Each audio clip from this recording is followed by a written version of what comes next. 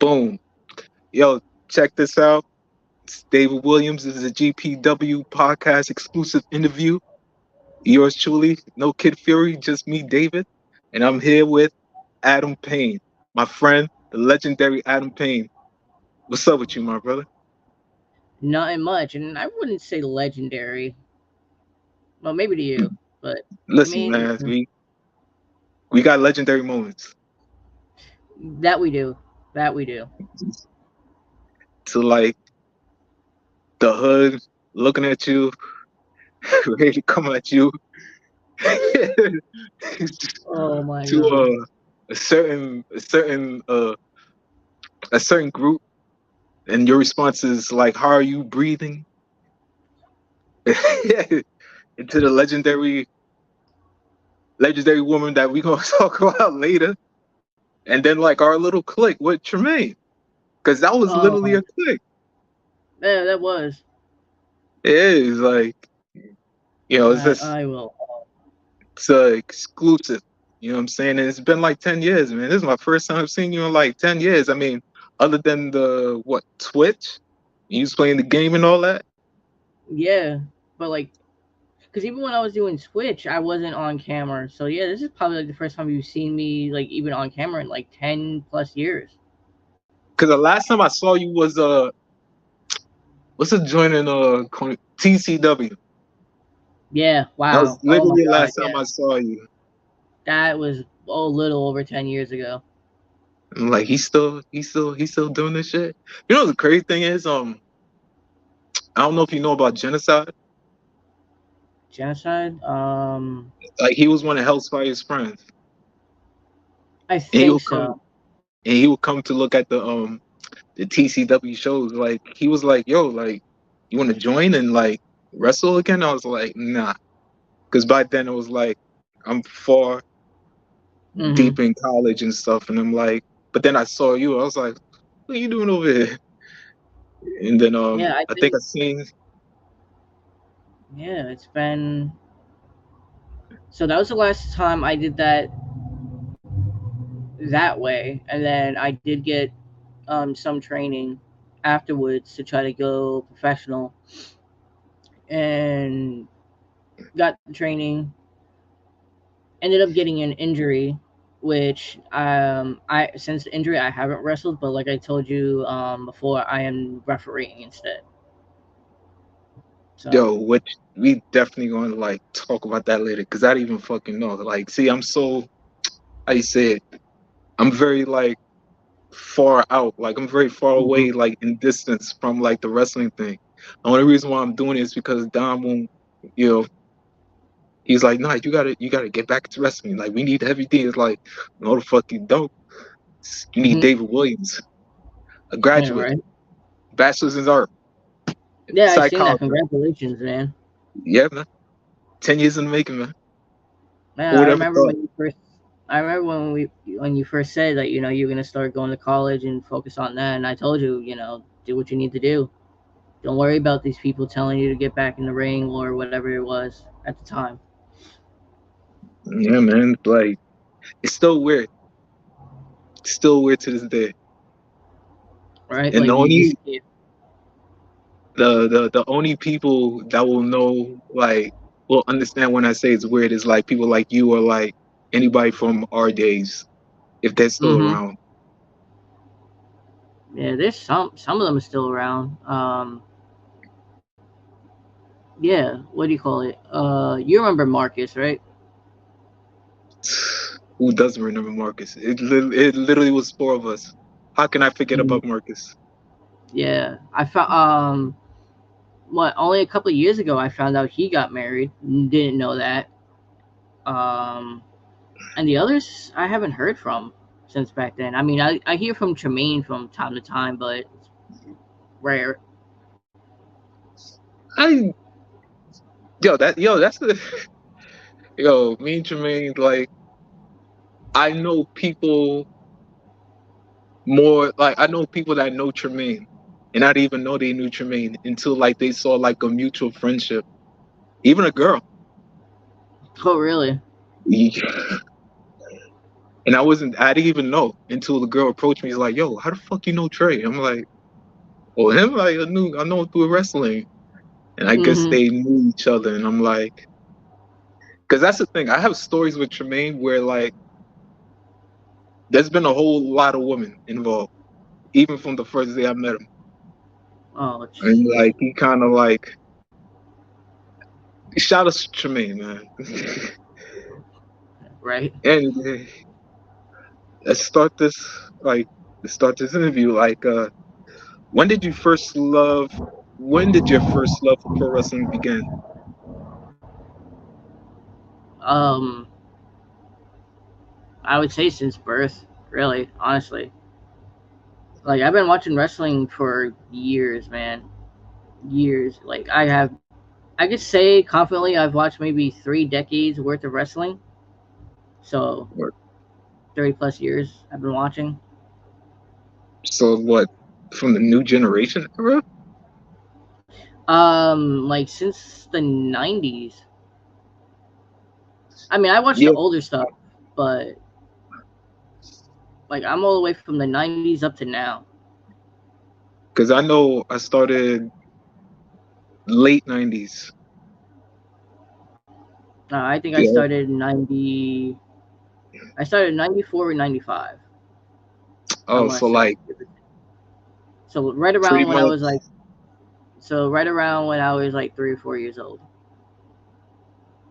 4 at years least from what I old. can remember. Yeah. Oh, so now because we born in the same year, so basically 4 years old. So I'm gonna say '95, right? Yeah, just about Yeah. So mid like '90s. '95. Say Yeah. no. Yep. Mid '90s. Yep. So I witnessed the Attitude Era, the Ruthless Aggression Era, the the PG era, and now the era that it's in now. So And I know your taste for wrestling, and I know your knowledge in the whole commentary thing. Like, what was your favorite like organization? Because I know you was into like the other stuff other than the mainstream pro wrestling.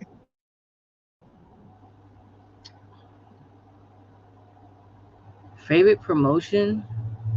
Hmm. Well, when ECW was around, there was that, of course. After that, when I discovered the indies, or lower or non WWE, WCW, ECW type programming, I was watching a lot of like Oral Rage. I was watching a lot of CZW. I started watching a lot of Chikara wrestling. Then I found an all women's promotion known as Shimmer, so I started watching that as well. So, but to say my favorite non like televised program one, I'll probably go Oral Rage. Back in the day. I mean, yeah, because you're very knowledgeable about certain things. I think that was like the most that caught my attention. Like when we did the backyard wrestling, when you commentated, like you seemed like to know a lot of things. Like, was the Ring of Honor, Yep, did and it that's influence you? what was that? Like, did it influence you to pick up your knowledge on wrestling moves? Um, I just picked up my knowledge for it. Just it was something I was like, you know what?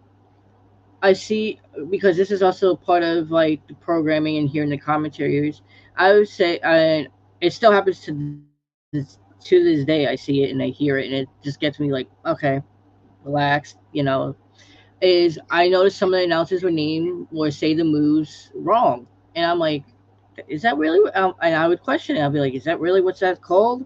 And I just started looking stuff up, and eventually I wanted to do commentary for backyard wrestling, like for a backyard fed I was a part of, and I just started doing the saying the name of the moves, like what they were actually called, that, and the third, and then that's how my commentator gimmick came across as Professor Know It All. Okay. So all right. So now that you're doing the referee, why not? the commentary instead of being like referee? Like, what was the decision for you to do that instead of actually commentating? So don't get me wrong, commentary's fun. It's cool, but I mean, yeah, you get it. People get to hear your voice, and you get to explain the story and everything. But I was like, if you need me to do commentary, I'll do it. But I prefer to be in the ring one way or another, either performing as a wrestler or do the second best thing, be a referee. And a referee, there's a lot more that goes into it than a lot of people think, too. So there's Okay, that as well. I don't know if you want me to explain any details about that stuff, but I will if please I have do, to. man. Please do, All man. right, This is so all you, man. yeah, no problem. I mean, so with refereeing, a lot of people would think it says, oh, you just gotta count to three, make sure they're not really choking each other and stuff like that. There's more that goes into it. One, you got to make sure they're not hurt or anything when they land certain ways. There's little signals that tell us, they're all right. Or if they're not all right, we have to be like, hey, you know what? We got to put the X up and be like, match is over, he's hurt, whatever the case may be. Sometimes the wrestlers get their win knocked out. It's our job to be like, all right, if that happens, to let their person they're wrestling be like, hey, look, they just got the win knocked out of them. Like maybe taunt the crowd or something. Give them like little cues to be like, hey, give him a minute to catch his breath or something, or her, depending on the match. Um, then there's times where you got to be in certain places for the wrestlers to make sure everything goes smoothly. And when you're in events, you as a referee too, you also got to make sure no one in the crowd tries to jump in the ring either. You know, it's little things like that. Hmm. How is the pay now? How's the pay? Yeah. I say Okay, okay. I mean, listen, I'm not man. gonna. I'll be honest. I when it comes to like talking about finances and like how much I'm making, I don't talk about that kind of stuff. Fair enough, fair enough. Like I said, it's like You know. we come from a world of professional wrestling, so like we're more like from our world, it's more like a passion, and I think we care less Hmm. about the pay. So I was just surprised. Like when you showed me that you was doing the ref thing, I'm like, what the fuck? Like he really referring now Yeah. because a lot of us really don't do like we. A lot of us didn't transition from backyard wrestling to pro wrestling or to other In any way, careers. Like yeah. once that backyard wrestling shit was done, we most of us did nothing. We didn't do shit to me, based on what I've seen and what I've Yeah. heard. So So same thing, but yeah, because I seen like I'm on Facebook. I'll scroll and just see certain things, and I see some people who from back then were like they still went for it, and I was just like, all right, good for them. Some of them landed in AEW, some of them landed in WWE, and I was like, good for them. They continued to do it. do you see yourself being a referee in the high professional wrestling companies? Considering my age right now, I'd probably say no, but if it happens, it happens. At this point, I'm happy with just doing the indie shows that I do and interacting with all the wrestlers I've met since refereeing. Um, I'll mention some names. I've met Jimmy Lloyd, who's from like GCW. I met Joey Janela. I met someone named Low Life Louie. I met someone named Jay Lover. I've met a lot of, and I caught up with some of the old folks from back in the day too. You remember the 2KW days. I reconnected with Chris Cage. I was surprised to see him at Oh, one of the okay. shows. Yeah, I was surprised to see him, and I was like, "Oh," he was like, "What up, man?" I was like, "Nothing much, just doing." He's like, "I got it." So it was cool seeing some old faces when I started to do the refereeing stuff again. because I stopped when COVID happened. I think a lot of stuff stopped when COVID happened. So Mm, when that whole situation, when the pandemic happened, again there wasn't many wrestling event shows, and ever since the pandemic ends, it's still hard to kind of find bookings, but I do what I can. okay, okay. Speaking of 2KW, it was weird because I I this crazy thing. When I went back to college after my living situation was good. I Mm-hmm. started showing like my backyard wrestling videos to some of my classmates and stuff. It's like, oh shit, you doing your thing, da da da. Da. And then like after one semester, like somebody I was cool with in class, he had like send me videos of like 2KW when they wrestle in the park. And I'm like, the fuck? Like, Mm-hmm. where did that come from? And then all of a sudden, like, I go on YouTube and like all those footages that were like long gone or like they came back up, and I'm like, oh shit, this is what's up, you know? Yeah, 2KW back then in backyard wrestling was, I'll say it was the WWE backyard wrestling. Everybody wanted to be part of it, and not Yeah. everyone could. Not everyone had the talent or ability at the time to wrestle for 2KW like that back in the day. No, I I ain't think gonna I find. That maybe was had like trash. one. I think I had like one or two dark matches for them, and that was it back then. But back then, I wasn't as knowledgeable as I am now, obviously. So So speaking of which, how did you get started in backyard wrestling? funny enough, let's see. I'm trying to think here. It was, I believe, I was either 13 or 14 years old. I was walking to one of the parks near where I used to live. Funny enough, it was McCarran Park. I seen some Word? people. I seen. Hmm? Like for real? They Oh, is did it called backyard the park? wrestling around there? Yeah, back then, yeah, about 20 years ago. There, I seen these people wrestling. I just seen it, and I'm just like, I went over and I watched, and I spoke to the people there, and they were like, yeah, we do this every so and so, and we're usually here or we're here at this other place. I was like, okay, cool. I'm just gonna start coming by and just start watching you guys every week. They were like, yeah, you do you ever want to do it yourself? I was like, yeah, I would love to try it. And I guess you could say the rest is history because that's what got me started in that. Uh, out of all the backyard wrestling feds that you wrestle in, which is your favorite to wrestle in? Was your favorite? Excuse me. DIW, not gonna lie, that was my favorite. That was the most fun I've had wrestling for a backyard fed, honestly. And DIW will always be special because that's how we got. Well, that's how me and you became more connected. That's how we became connected with. I became connected with you and Trey, you and Pun, and all the other guys that were from there. Nah, I wouldn't say that. I say we was already connected from before that.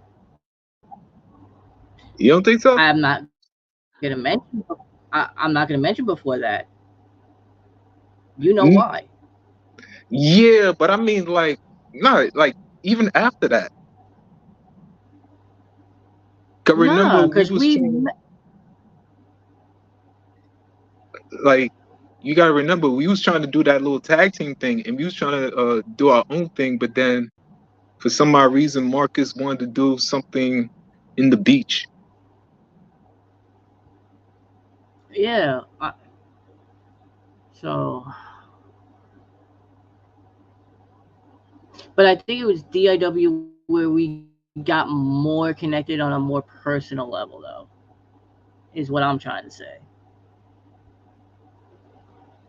Because we Okay, were fair connected enough. before that, yeah, but we weren't as close as we were until we started um, wrestling for DIW and started hanging out more.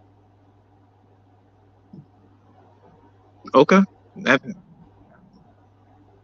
I don't even know because you know what thing is, I was all over the place when we did that. Like probably by 2013, I was all over the place, and that's when I started college. So at that point, I really didn't care. There was, I think, one. It was like a year where you weren't. You it's before you started college that we were running DIW. Not that we were running it ourselves, that we were a part of it. Because you, so maybe it was 2012. I'm trying to remember. Not, cause you know, 2012. That's when I was in the Bronx mostly. Yeah, Yeah, I was definitely in the Bronx and we mostly, knew and each then other then too. We hung out a little bit then too with Marcus.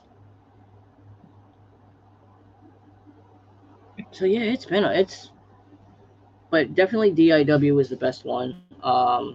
Because at that time, uh, I was really knowledgeable. Um, I'll never forget some of the commentary moments I did for that with some people. To this day, someone what was it? I forgot who it was. They messaged me and they're like, I still remember you doing commentary for DIW where you went off the one person for calling a back body drop a back suplex. And I'm like, yeah, that really I was listen, man. oh, I remember that. That was funny. Yeah, that was good times. Those were. Good times because well, I mean, for you, definitely a good time. 'Cause I know that's when you got the strap, the world title, Yep. and I was like, okay. I immediately saw it because like Pun has like a good like he sees the best in every wrestler. So when you became world Right. champion, I was like, he saw something in you that probably like other people didn't see. Yeah, So it's so when Pun came to me to discuss about that, about doing it, I asked him. I was like, "You sure?" He's like, I'm positive." He's like, "The thing." He's like, because there was things I did, behind the camera too with some people, where they would ask me for help with like, "All right, does this make sense for us to do in the match and all this other stuff?" So, like I said, I helped out. I did the commentary for him. So there's little things. So it's kind of his way of saying not only is it because of your contribution, but it's because you actually can be a world champion. I see you being a world champ. you know the great thing 'Cause about that? You know who else was gonna be world champion? I think you at one point. No, Paul Ross. Oh my god, I haven't heard that name in Yeah, yo. that That's was hilarious.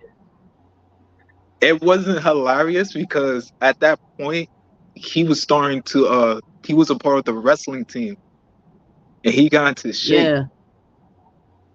So like I guess in his mind it like it made sense. And then, after a while, once you start getting knowledgeable about wrestling, the fighting style and everything, I'm pretty sure he would have made a good world champion. Mm-hmm. But it's like that's another thing too, He would have, because I but know yeah.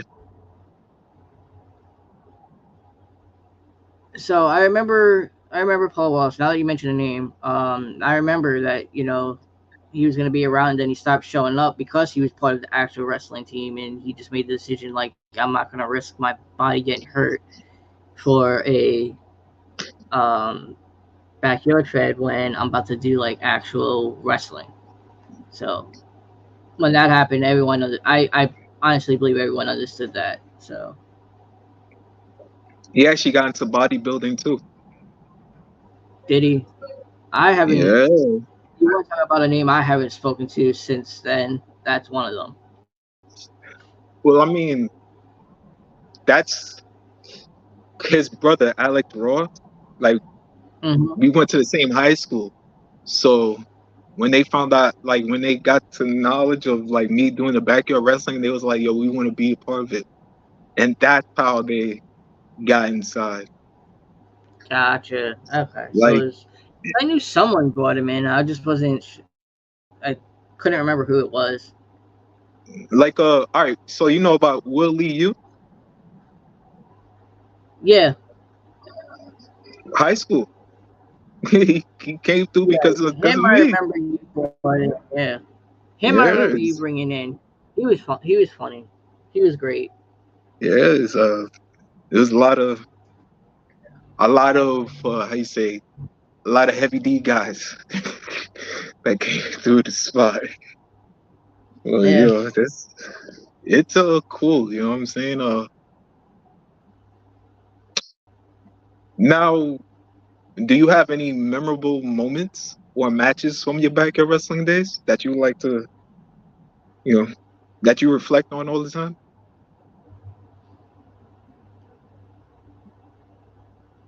That I reflect on all the time. No, but I do. Word.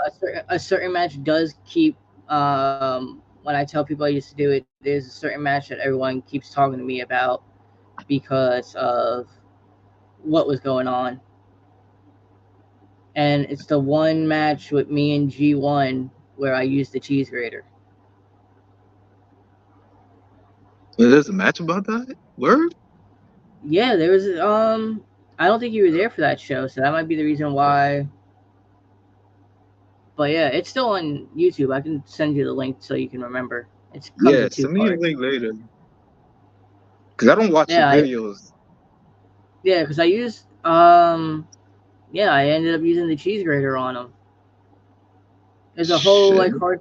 Yeah, this is around the time where me and him were exchanging the title. Like it was going back and forth between us for a little bit. Yeah, I'll definitely send you the link though. Yo,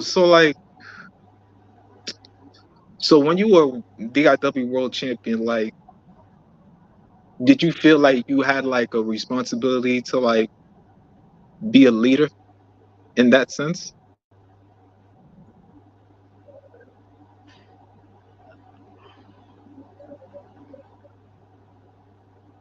See now when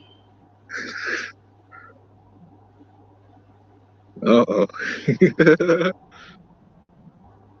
yeah, so this is what from what I can remember. Once I became the DIW champion, that's when DIW was starting to slowly fade away too at the same time.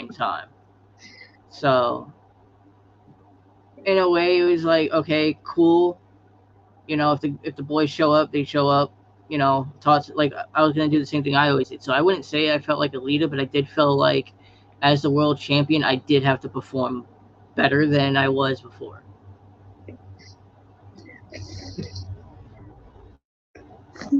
You could say that because like that's the one thing after being a part of DIW since 2007, I could see like the transitions and like the back and forth and the people that left and the people that go. But I would like to say, yeah, by 2013, that's when it was like everybody's leaving. But then again, I think Yeah. backyard wrestling was like coming to an end, in my opinion. Yeah, it I was don't know coming to an about you. end everywhere. It was coming. Yeah, Yeah. No, because when DAW stopped, there was a few years that I wasn't doing any kind of backyard wrestling at all until I joined up with I did the few month stint with TCW in Coney Island, and then after them, when I did a little stint with them, I ended up moving away from New York and haven't done backyard Mm, wrestling since moving out of there. And that's when I decided, all right, let me try doing this referee thing out here in PA. Then, like I shit, mentioned earlier, COVID ended up happening and it slowed everything down. shit. Um, Now let's get to the transitioning to sort of the pro wrestling thing. Would you consider your match at the first WMS show as like a transition from backyard wrestling to pro wrestling? Yeah, that was definitely the transition. That's when I started. Um, that's when I started learning more, even more about the wrestling business than I knew at the time. So that was definitely. I remember that show. I remember that match with me, Dom, and I know he doesn't go by Banks anymore. He goes by some other name. Nah, But we can yeah, say thanks. It don't matter. This is your interview. You can say what the fuck you want.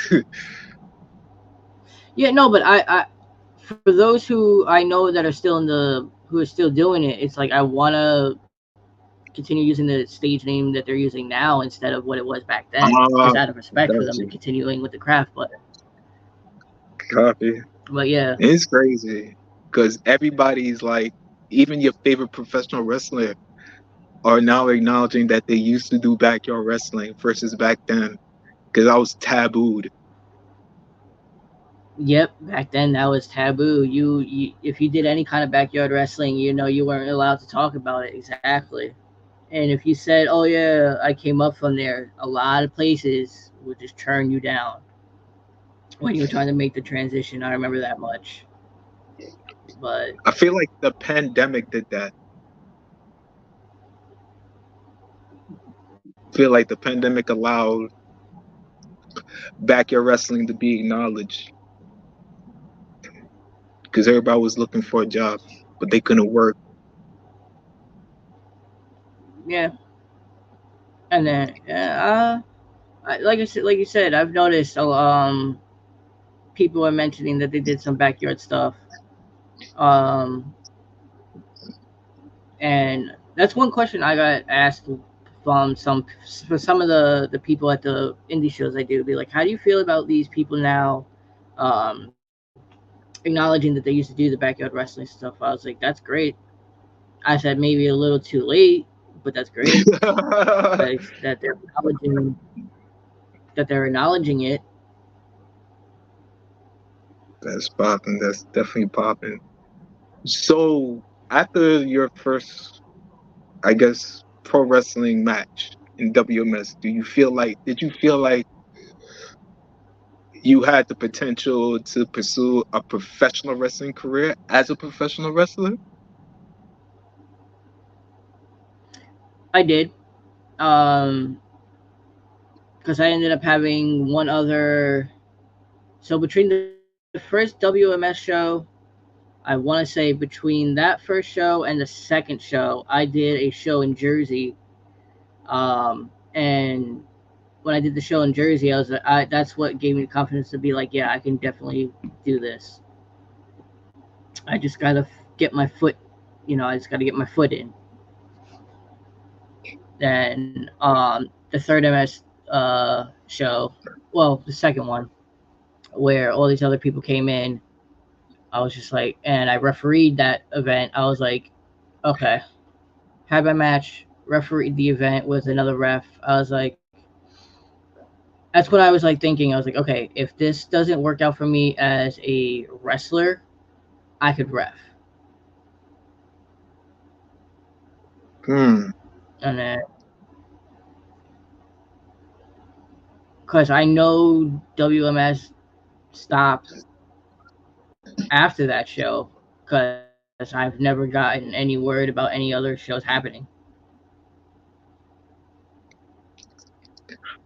We got, well, I don't want to spoil anything, but there's something in the works for that. But I'm not a part of that. There's something Gotcha. cooking. So, you know, I keep, if anything, There's keep in contact with Dom. yeah, I'll start messaging more. I rarely are on Facebook. I barely message people anymore because that's just me. I'm not part of that. I don't do social media like that anymore. I really don't. Mm. But yeah, I'll definitely keep in contact with Dom. Um, because there's something coming up to another promotion might be interested in me more, and that's the promotion I showed you that video from. So I'm getting bookings here and there, but it's not as many I would have by now if it was before the pandemic. You know what I mean? That's what I mean by like it's been slow a little bit. So, what was the process of what was the process like to become a like an official professional referee as a career for professional wrestling? Like, how did that process go, or did you go like did you undergo any specific training, or you just did it? You don't go. Um, I know now in wrestling schools they will teach you how to do some of the refereeing stuff. Back then, it was almost kind of a just go in and do it yourself. I mean, yeah, there were some people here and there that would give you tips, but there's not. It wasn't like how it is now, where if you go into a wrestling school, you could be like, "Hey, I just want to learn how to referee," with that, the whole refereeing thing in schools is you'll actually get someone who will show you what kind of signs to look out for, how to, how. I'm trying to think of the word.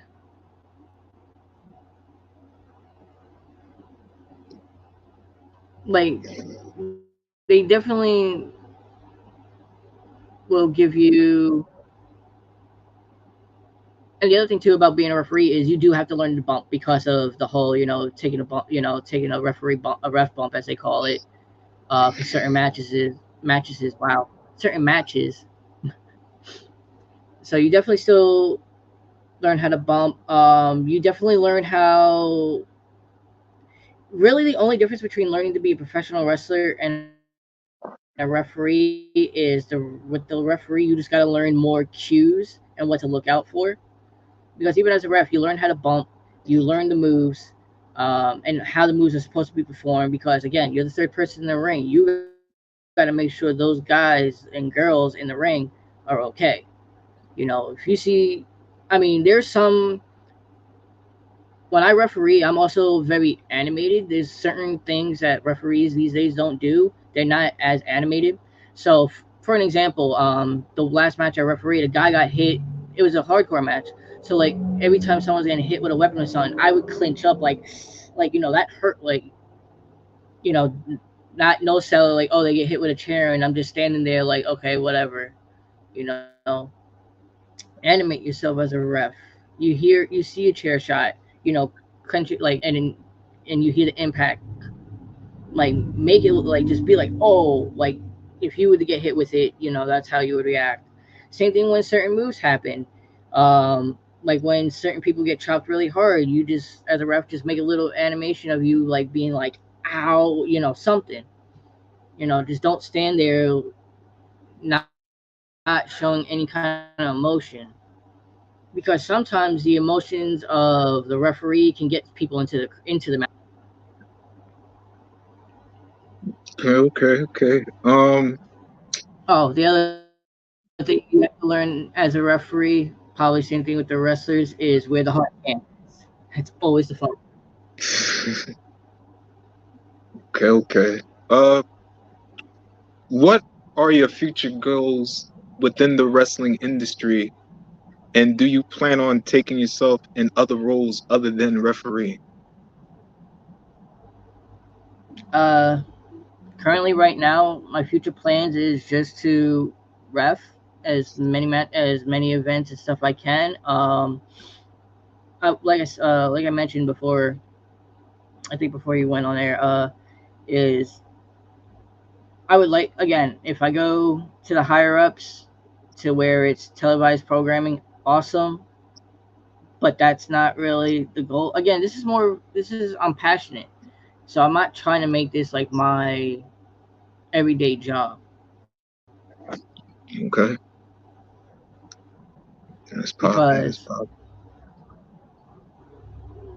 I mean, if I can make it my everyday job, I'll be in heaven. But I also have to be realistic that it doesn't happen for everybody.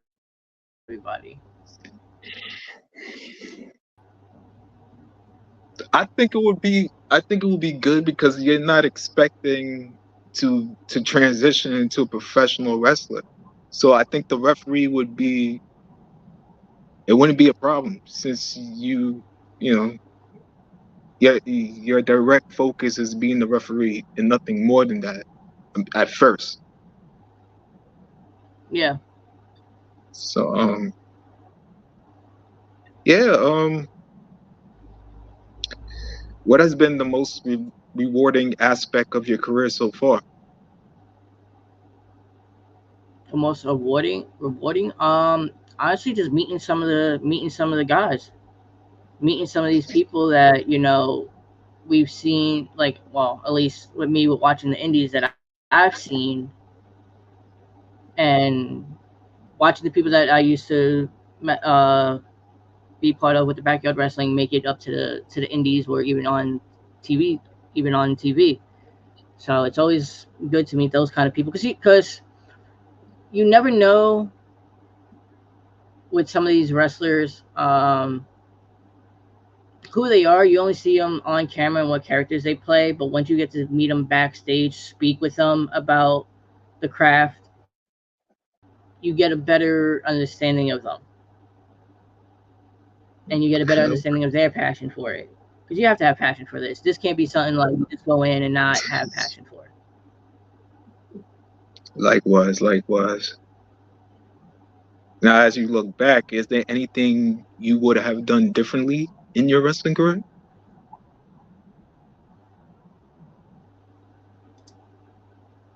Probably try to transition from backyard to pro a little earlier. How early? I want to say maybe after DIW closed, like stopped, I probably would have sent right about then. Because like I said, for like a couple of years after it stopped, I wasn't doing anything wrestling related, even though I was still following the product and everything on TV and everything like that. I was just like, I'm not doing anything. My my health started taking a downhill when not wrestling. Because when I was wrestling, I was healthy. Then I stopped. We stopped for the few years, and my health and other personal things were starting to happen too. So, but I just kind of wish during that time I would have been transitioning to pro, like a lot of us were starting to try to do. Yeah, I think after I mean, once at the that, college thing started clicking, I was like, yeah, this shit is done.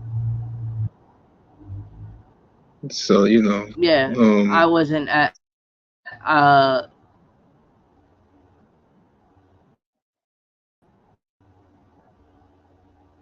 yeah, I wasn't at that point in my life. I wasn't thinking like I probably should have tried to do something like that back then too, like start maybe trying to go to college. But again, I had stuff going on at that time. cool. Any one last question.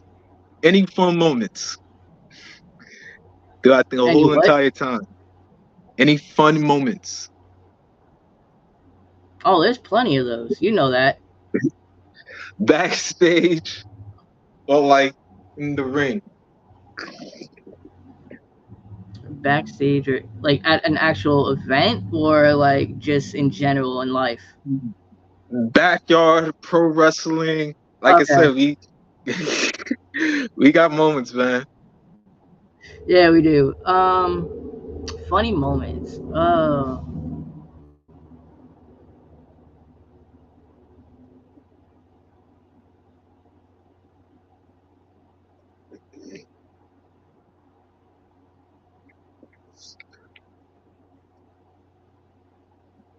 Funny moments.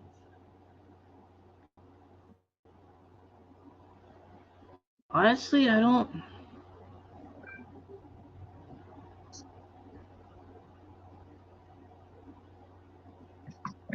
Come I on, really bro. can't think of any funny moments back or in the ring. Even after the shows, even after that one DIW show when we discovered the legendary woman. This is why I asked, are you talking about outside of the shows too? Of course we know about that one. Yeah. You care to share about it? Talk about it?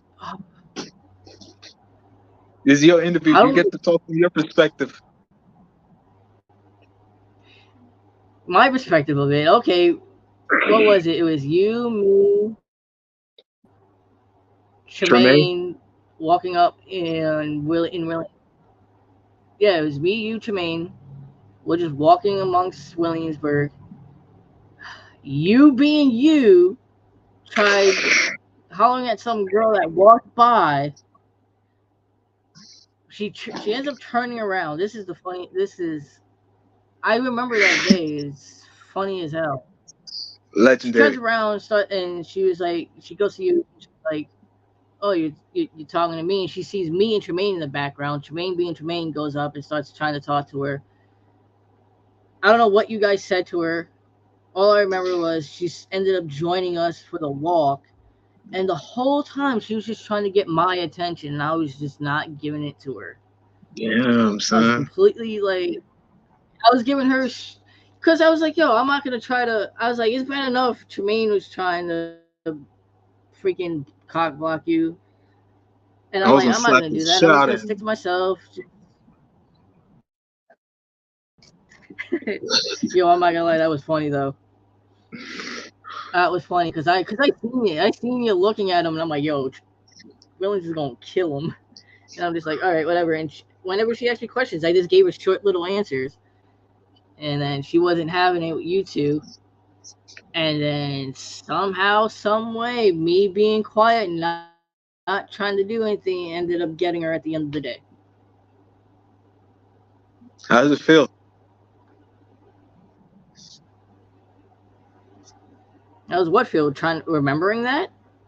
How does it feel like stealing a girl from your boy? Yo, I didn't feel good at all because I'm like, yo, the guy was trying to holler, and it's just like, I'm like, no, because I've always been like Nice. that. I've always been, Yeah. if I see Cause someone's interested, what you say? I would say, because you started talking, I didn't want to speak over you. Yeah, I'm like that. It's like, oh, if I see my boys trying to talk to some girl, I'm not gonna try to block him. I'm just gonna let him do his thing. Jermaine had other ideas at that day, and I was just like, yeah, I'm not getting involved in this. No. No, I had said something and she felt like it was arrogant. And that's when she immediately got turned off. And then like the focus went on you. And I'm like, fuck, like you know what I'm saying? Like and then like Tremaine was like, Yeah. Well, knowing you back then, yeah, you probably did say something arrogant. hey man, I had a good eye for my thing. And plus we was in Williamsburg. You know, my Yeah, that black was a ass great. in the hood. And here you are in like one of the widest parts of Williamsburg at the time. I'm surprised she responded. So was I, honestly, because when she responded, I was like, oh, okay. Is because she kept walked towards you, but she walked fast, and I was like, oh, he's either gonna get slapped right now or something. But no, she started commenting with you, and I was like, all right, whatever. And what made me what got me tight is that that same year, that same season, my brother had went upstate to work. So I had the free crib that entire summer. Oh, So you can imagine how frustrated I was. I'm like, oh my God, I would have took her to the crib. mm-hmm. But shouts to the young lady. Very beautiful Yeah. woman. Hope she all right. Definitely. Just in the long run, after with that relationship, just be happy it was me and not you, Oh, because I would that have been was happy. Would have handled no. that real nice. Off off camera, I have to tell you some stuff about that. Yeah, man. Other than that, yeah, man. This has been like a good interview and all that. It was nice hearing from you. 10 years deep, man. I haven't seen you in 10 years. It was glad to like have a one-on-one interview with with one of my close friends from like one of my cliques. Um, let the people know like how they can reach out to you. Any bookings, any fan pages. No fan pages. I mean, just message me on Facebook. I do have a TikTok. Uh, my TikTok's just starting up, so my TikTok is the same as my display name here. It's Adam Payne. I believe you have to put the numbers 24. Let me double check here. But if you just put in Adam Payne, you'll see my TikTok, so you can message me on there. Uh, Facebook, again, I don't have a fan page. I'm probably gonna try to make one, but yeah, that's pretty much it, really. All right, yo, this has been David, GPW podcast, and we'll have this interview posted in public real soon. Peace out.